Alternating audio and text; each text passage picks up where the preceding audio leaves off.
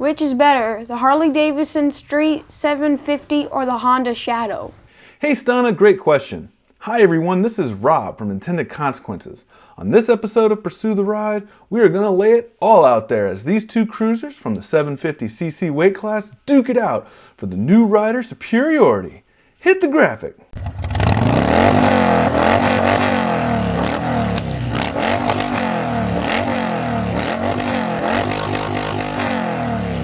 So why these two bikes in particular?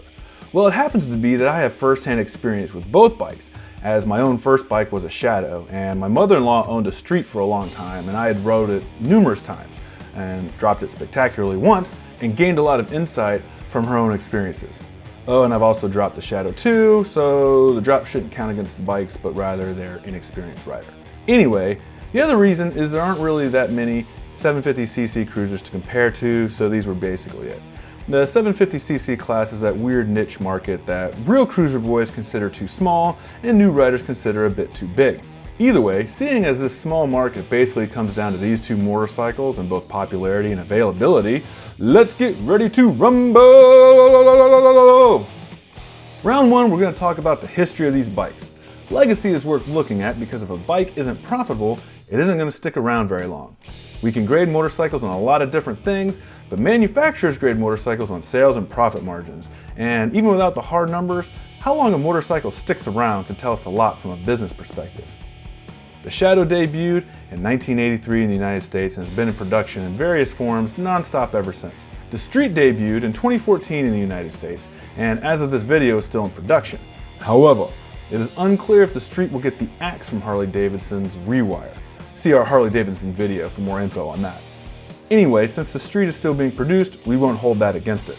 There was also a time Harley-Davidson sued Honda in the late 1990s for modifying the Shadow's engine to sound like an iconic Harley-Davidson engine. But that lawsuit really didn't go anywhere and was dropped in the early 2000s.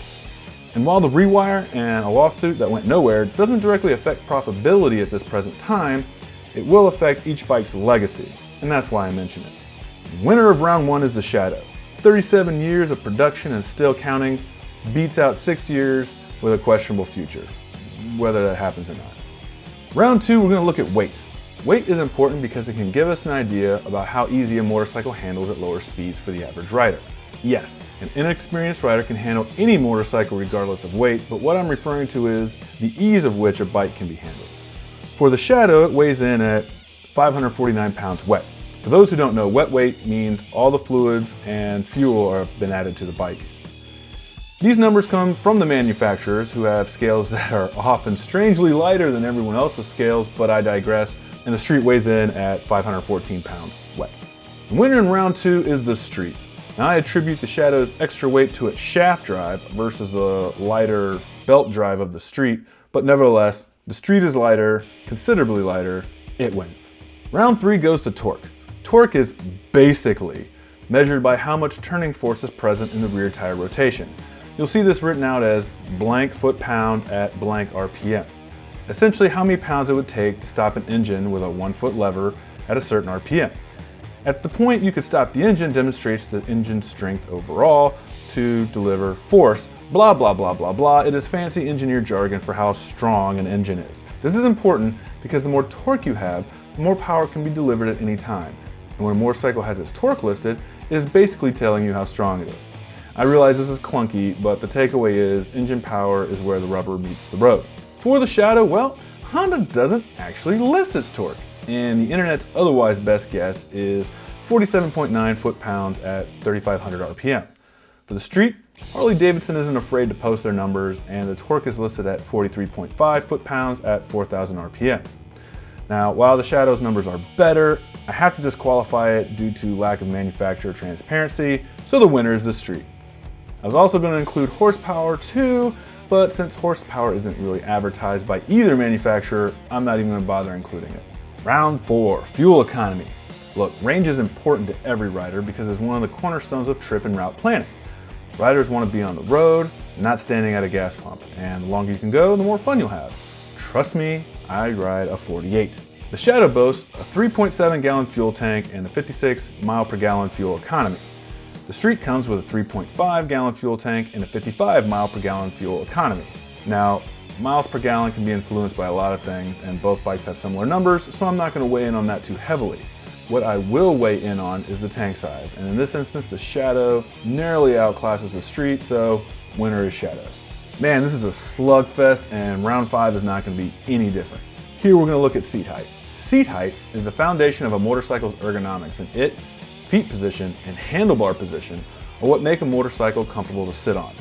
The lower the seat position, theoretically the lower the center of gravity, which makes handling the weight easier. The Shadow's seat height is 25.8 inches, and the Street's is 25.7 inches, laden with 180 pounds of rider weight. It's a fair point Harley-Davidson makes there, and Honda does not specify how much weight is on the bike for their measurements. Either way, the extra 1/10 of an inch is negligible. This round is a draw. Round 6, we're throwing reliability haymakers, and this one is obvious.